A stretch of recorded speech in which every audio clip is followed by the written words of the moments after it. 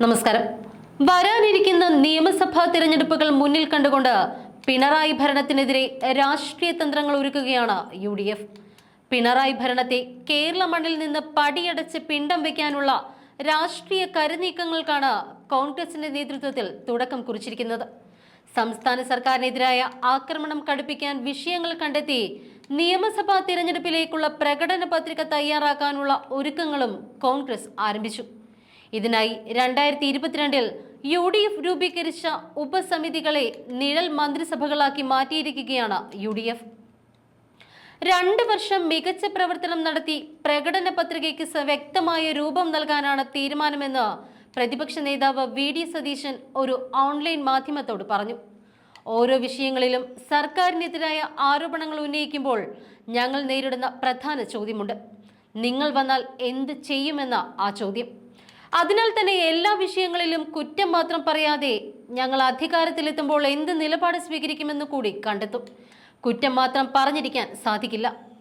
നിയമസഭാ തെരഞ്ഞെടുപ്പിന് 2 വർഷം ഇല്ല എന്നിരിക്കെ പ്രകടന പത്രികയ്ക്ക് വ്യക്തമായ ദിശാബോധം നൽകാൻ രൂപീകരിച്ച നിഴൽ മന്ത്രിസഭയ്ക്ക് സാധിക്കുമെന്നും VD സതീശൻ പറഞ്ഞു. ആമീഴഞ്ചൻ തോട്ടിൽ അകപ്പെട്ട് ശുചീകരണ തൊഴിലാളി മരണപ്പെടാനിടയായ സംഭവത്തിന്റെ തൊട്ടു മുൻപ് സംസ്ഥാനത്തെ മാലിന്യ ശുചീകരണ കാര്യത്തിലെ അലംഭാവം ചൂണ്ടിക്കാട്ടി പ്രതിപക്ഷം നിയമസഭയിൽ ശക്തമായ വാദമുഖങ്ങൾ ഉന്നയിച്ചിരുന്നു. നിഴൽ മന്ത്രിസഭയാണ് ഇതിന് പിന്നാലെ വിശദാംശങ്ങളെല്ലാം ശേഖരിക്കുന്നത്. നിഴൽ മന്ത്രിസഭയിലെ സാമ്പത്തികവും ആസൂത്രണവും തദ്ദേശം എന്നിവ CP ജോണും, വിദ്യാഭ്യാസം KC ജോസഫും, ആരോഗ്യം MK മുനീറും, കൃഷി മോൻസ് ജോസഫും, നിയമസഭയിൽ ആഭ്യന്തര പൊതുഭരണ വകുപ്പുമായി ബന്ധപ്പെട്ട വിഷയങ്ങളുടെ വിവരങ്ങൾ ശേഖരിക്കുന്നത് PC വിഷ്ണുനാഥിന്റെ നേതൃത്വത്തിലുമായിരുന്നു. സാമ്പത്തിക വിഭാഗത്തിന് റോജി M ജോണും MP അനിൽകുമാറുമാണ് നേതൃത്വം നൽകുന്നത്.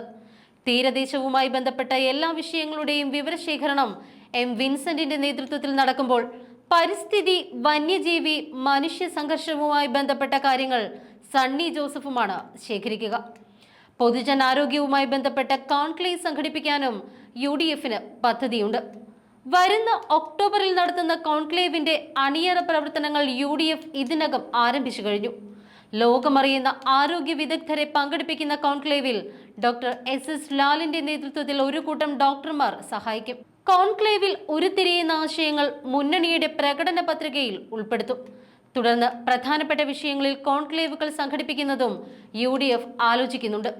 ഇതിനായി Rajiv Gandhi centre for development സ്റ്റഡീസിന്റെ സേവനവും UDF പ്രയോജനപ്പെടുത്തുന്നുണ്ട്. സംസ്ഥാനത്തെ 141 നിയമസഭാ മണ്ഡലങ്ങളിലും CPI CPM നേതാക്കൾ, പിണറായിയുടെ 2 മന്ത്രിസഭകളിലെയും അംഗങ്ങൾ എന്നിവർക്കെതിരെയുണ്ടായ അഴിമതി കഥകൾ, ഇക്കാര്യത്തിൽ UDF നിലപാട് എന്നിവ അടുത്ത തിരഞ്ഞെടുപ്പിൽ പിണറായിക്കും ഇടതുപക്ഷ മുന്നണിക്കുമെതിരെ ആയുധമാക്കുന്നതിനായി നിഴൽ മന്ത്രിസഭ തയ്യാറാക്കുന്നുണ്ട്. പിണറായി വിജയന്റെ നേതൃത്വത്തിലുള്ള LDF സർക്കാരിന്റെ ഭരണകാലത്ത് ഇതിനകം UDF ഉന്നയിച്ച അഴിമതി ആരോപണങ്ങളുടെ വസ്തുത എന്ത് എന്ന് UDF ജനങ്ങളുടെ മുന്നിൽ തുറന്നു കാട്ടാനും ഒരുങ്ങുകയാണ്.